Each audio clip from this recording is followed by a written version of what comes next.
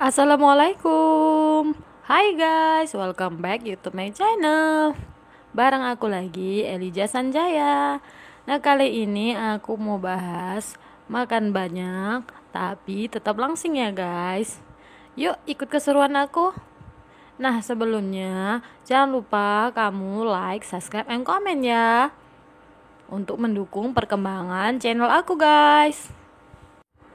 Dan komen kamu sangat membangun bagaimana aku lebih mengeksplor diriku, mempelajari banyak hal supaya aku bisa memperbaiki kekurangan yang ada di dalam setiap video yang aku sampaikan ya guys.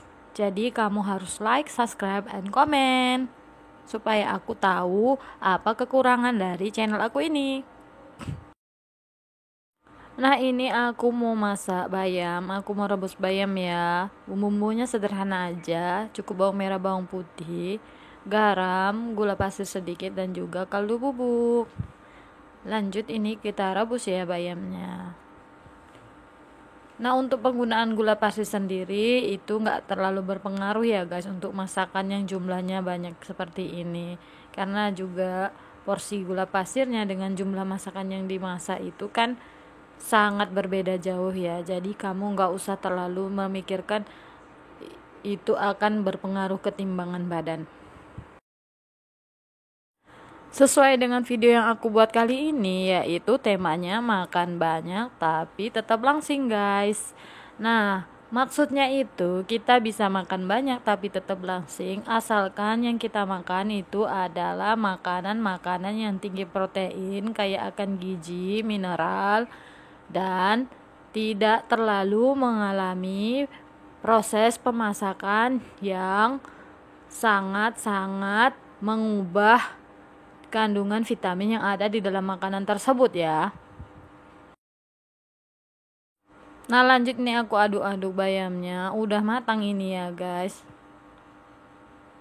Dan ini aku mau kukus ubi cilembu. Ini kurang lebih berat ubi cilembunya ini sekitar 400 gram dan juga 2 butir telur.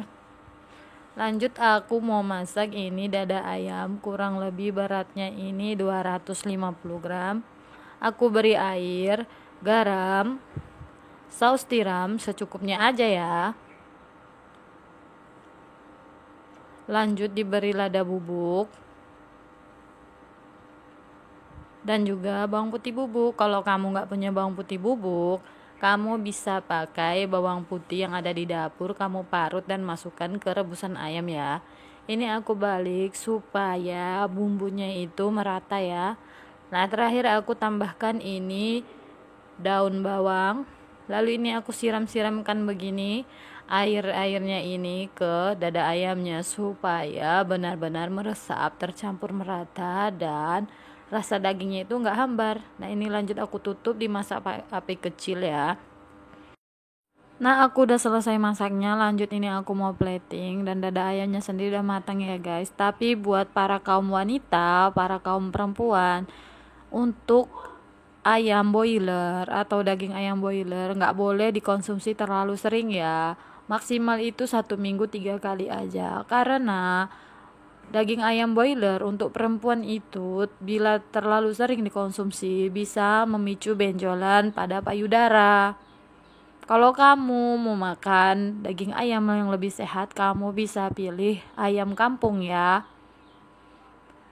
Sebab dari beberapa dokter sudah mengatakan memang para wanita itu nggak boleh terlalu sering makan daging ayam, terutama ayam boiler.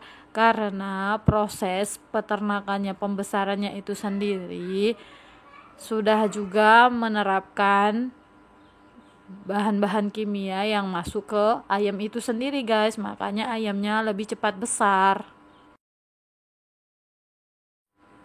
Nah, semuanya udah selesai. Untuk buah naga dan manggis sendiri, ini adalah buah-buahan yang sangat-sangat baik untuk kesehatan kita, dan juga bayam ini sangat bagus juga untuk pencernaan kita ya guys.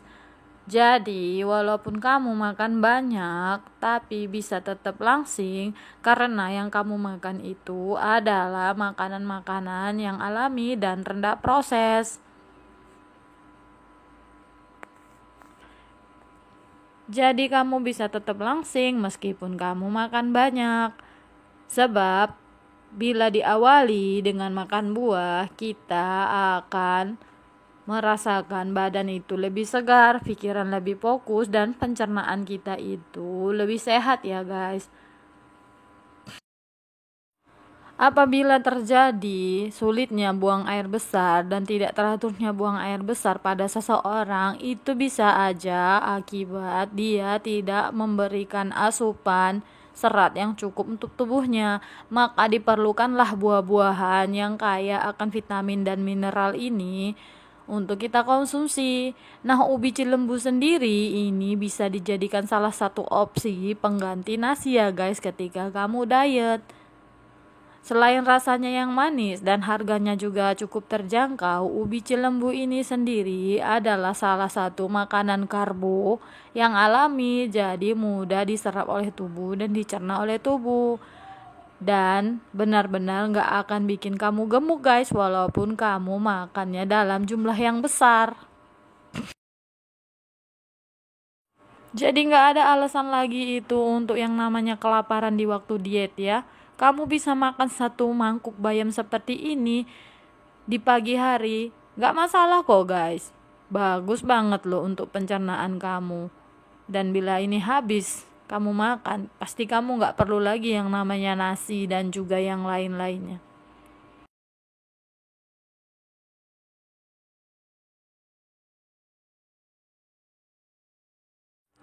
Ada begitu banyak tingkat kegagalan yang dialami oleh para diet pemula, itu karena mereka memangkas jatah asupan makanannya terlalu banyak, sehingga makanan yang masuk ke tubuhnya terlalu sedikit.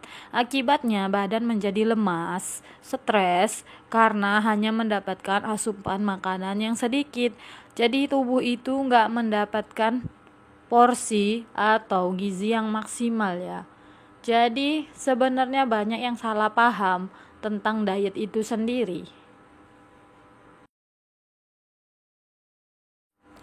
Nah, tujuan dari diet itu sendiri sebenarnya bukan hanya semata-mata untuk kurus ya, tapi memperbaiki pola hidup.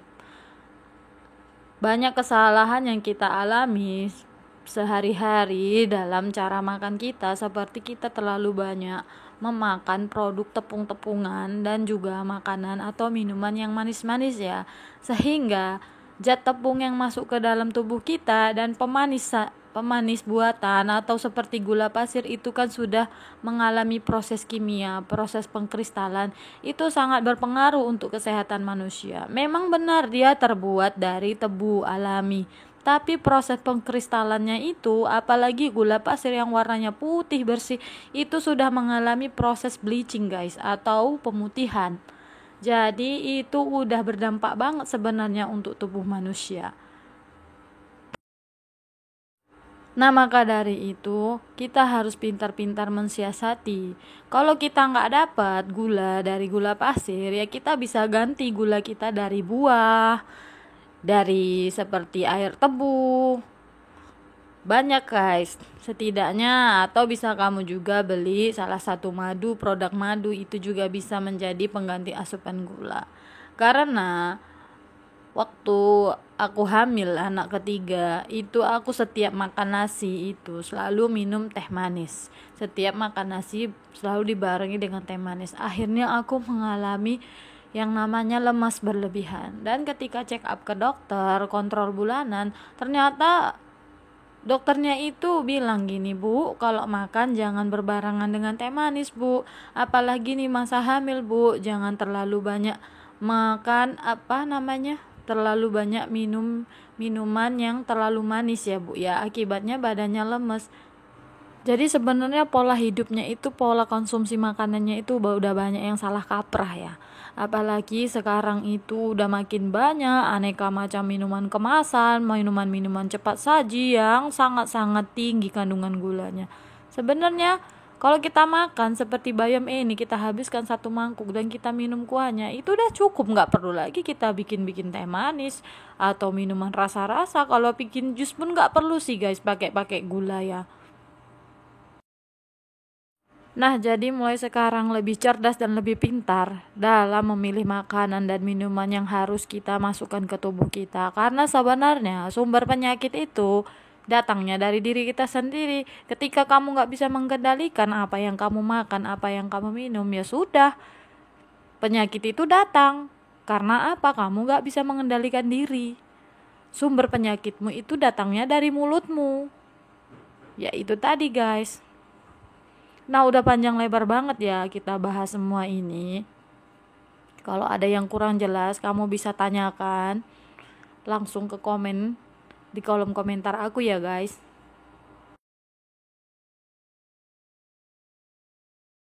Terima kasih untuk kamu yang udah nonton video ini sampai habis. Dan terima kasih atas dukungannya. Sampai ketemu lagi di video-video selanjutnya. Semoga kita sehat selalu, semoga rezeki selalu berlimpah kepada kita, dan ingat ya guys, kendalikan apapun itu. Jangan pernah sembarangan memasukkan makanan ke dalam mulut kita walaupun itu enak. Terima kasih, bye.